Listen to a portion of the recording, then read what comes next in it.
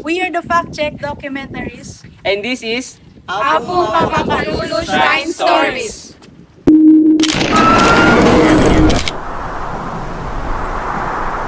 You are too concerned with what was and what will be. It is a saying. Yesterday is history. Tomorrow is a mystery, but today is a gift. That is why it is called the present.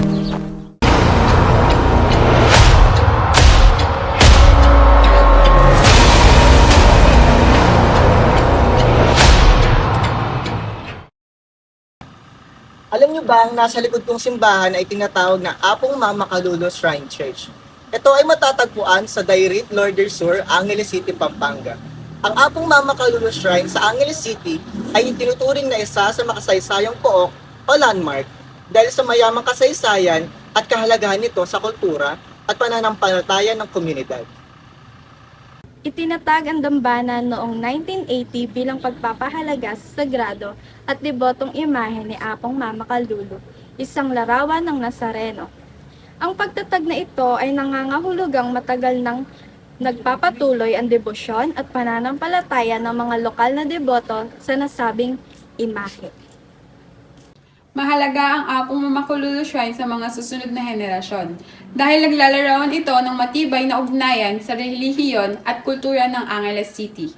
Ito ay naging daan upang ipasa at ipamana ang tradisyon ng debosyon kay Apong Mamakalulu, pati na ang mga makulay na ritual at prosesyon na nagbubukas ng pag-unawa sa kasaysayan at pagpapahalaga ng sariling kultura natin.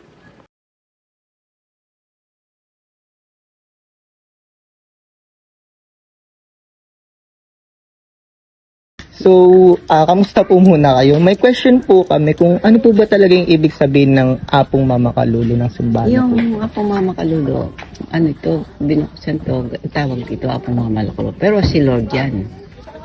Nagmimilagro siya, totoo. O nga, ang dami po kasing napapabalita patungkol sa simbahan na to na nagkakaroon daw po talaga ng mga milagro. Totoo po ba talaga? Totoo. Thank you, Bri. Apong Mamakalulu is actually kapangpangan in term in English is endearment or elders. Mamakalulu.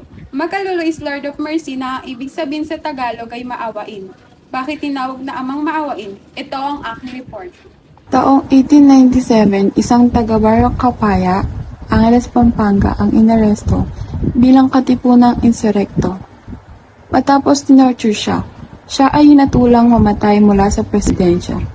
Ibinakausap muna niya sa mga gwardyang sibil na hayaan muna siyang lumuhod sa kanyang patron.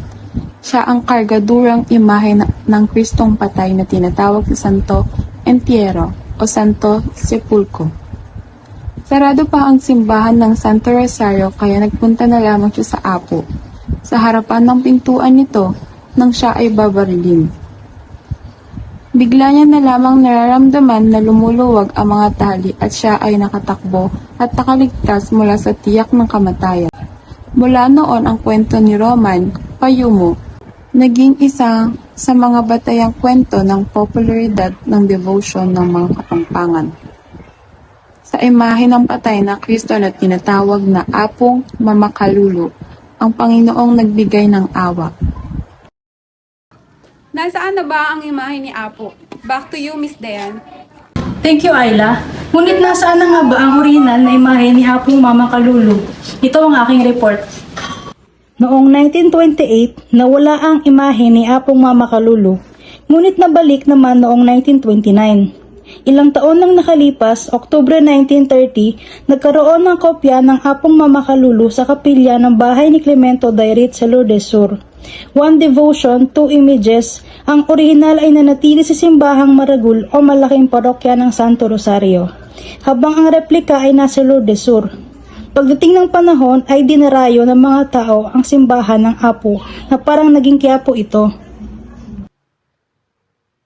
Ngunit sino nga ba ang unang nag-ukit ng imahe ni Apong Mamakalulu? Back to you, Mr. JC. Thank you, Miss Dayan. Sino nga ba ang nag-ukit ng imahe ng patay ng Kristo? Ito ang aking report. mahigit 180 taon lang nakalipas nang ipinaukit ni Padre Macario para sa tanyag na skulptor na si Buenaventura ang imahe ni Apong Mamakalulu Una itong inilagak sa isang kapila para gawing dalanginan at pagpitaganan ng mga tao. Kinalaunan, ang imahe na ito ni Apong Mama Kalulu ay iniregalo ni Padre Paras sa Holy Rosary Parish Church sa Angeles City, Pampanga. Sa madaling salita, ang nakalagak sa simbahan na ito kung nasaan ang imahe ni Apong Mama Kalulu ay replika lamang at ang original ay nasa Holy Rosary Church.